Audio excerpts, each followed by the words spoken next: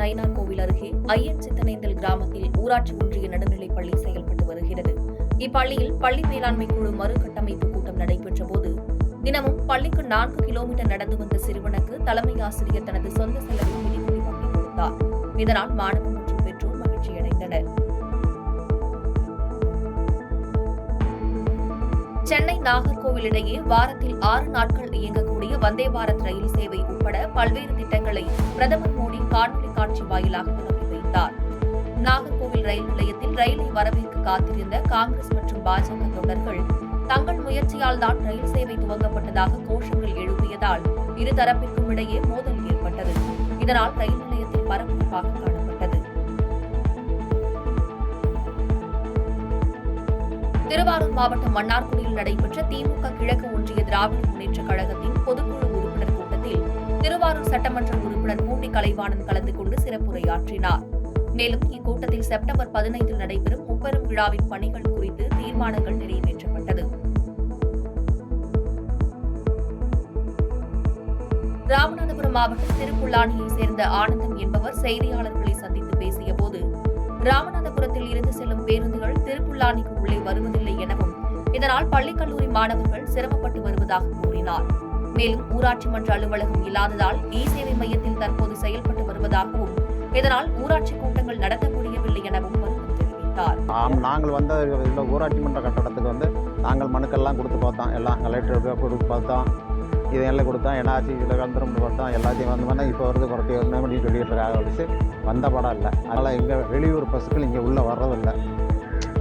பஸ்ஸுகள் வர்றதில்லை. டயத்துக்கு வராமல் இருக்கிறதுனால சில பேர் பஸ்ஸுகள்லாம் ஏற்றாமல் பெண்களை போகிறாங்கன்னு சொல்லி கொஞ்சம் வருத்தப்படுறாங்க.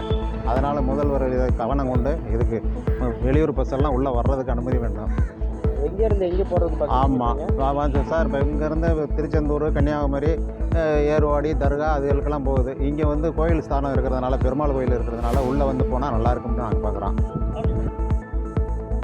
நீலகிரி மாவட்டம் கூடலூர் கோழிப்பாலம் சாலையில் வனப்பகுதியில் இருந்து வெளியேறிய காட்டு யானை ஒன்று திடீரென சாலையில் ஆக்ரோஷமாக ஓடியது. இதனை கண்ட பொதுமக்கள் அலறியடித்து ஓட்டம் பிடித்தனர். இதனால் காட்டு யானையின் நடமாட்டத்தை கண்காணித்து அடர்ந்த வனப்பகுதிக்குள் விரட்ட வனத்துறையினர் நடவடிக்கை எடுக்க வேண்டும் என அப்பகுதி மக்கள் கோரிக்கை விடுத்துள்ளனர். நீலகிரி மாவட்டத்தில் குன்னூர் நான்சன் தேயிலை தோட்ட தொழிலாளர்கள் குடியிருப்பு பகுதியில் நேற்று இரவு 2 கரடிகள் புகுந்து அட்டகாசத்தில் ஈடுபட்டது. கடந்த 2 மாதத்திற்கு மேல் அட்டகாசம் செய்து வரும் கரடியை வனத்துறையினர் கூட்டு வைத்து பிடித்து அடர்ந்த வனப்பகுதியில் விட வேண்டும் என அப்பகுதி தேயிலை தோட்ட தொழிலாளர்கள் கோரிக்கை வைத்துள்ளனர். கேரள மாநிலம் வயநாடு பகுதியில் நிலச்சரிவு ஏற்பட்ட பகுதியை தமிழ்நாடு காங்கிரஸ் கமிட்டியின் மாநில தலைவர் செல்வ பெருந்தகை மற்றும் முன்னாள் தமிழக காங்கிரஸ் தலைவர் தங்கபாலு ஆகியோர் நேரில் பார்வையிட்டனர். மேலும் பாதிக்கப்பட்ட மக்களுக்கு அரிசி, பருப்பு உள்ளிட்ட மளிகை பொருட்கள் மற்றும் வீட்டிற்கு தேவையான அத்தியாவசிய பொருட்களை வழங்கினர். இதனைத் தொடர்ந்து செய்தியாளர்களிடம் பேசிய அவர், நிலச்சரிவால் பாதிக்கப்பட்ட மாணவர்களின் கல்வி செலவுகளை தமிழ்நாடு காங்கிரஸ் கமிட்டி சார்பில் ஏற்கப்படும் என கூறினார்.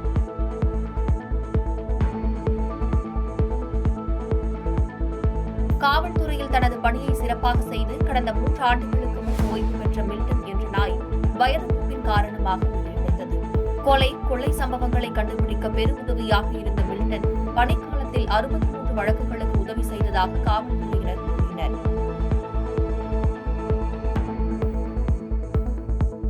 கரூர் மாவட்டத்தில் வந்தே பாரத் ரயில் சேவைகளை கரூர் பாஜக சார்பில் மலர் தூவி வரவேற்கப்பட்டது. மேலும் மாவட்ட தலைவர் செந்தில்நாதன் பொதுமக்களுக்கு இனிப்புகள் வழங்கி மலர் தூவி வரவேற்றார். இதில் ஏராளமான பொதுமக்கள் பயணம் செய்தனர்.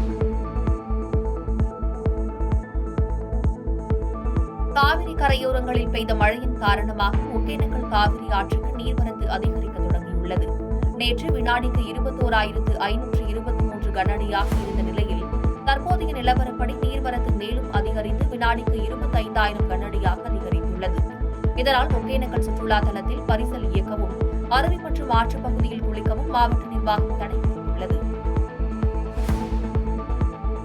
பாதகம் செய்பவரை கண்டால் நாம் பயங்கொள்ளலாகாது பாப்பா. மோதி மிதித்து விடு பாப்பா, அவர் முகத்தில் உமிழ்ந்து விடு பாப்பா. அண்மை செய்திகளை உடனுக்குடன் தெரிந்து கொள்ள இணைந்திருங்கள் இயம்நாடு தொலைக்காட்சியுடன்.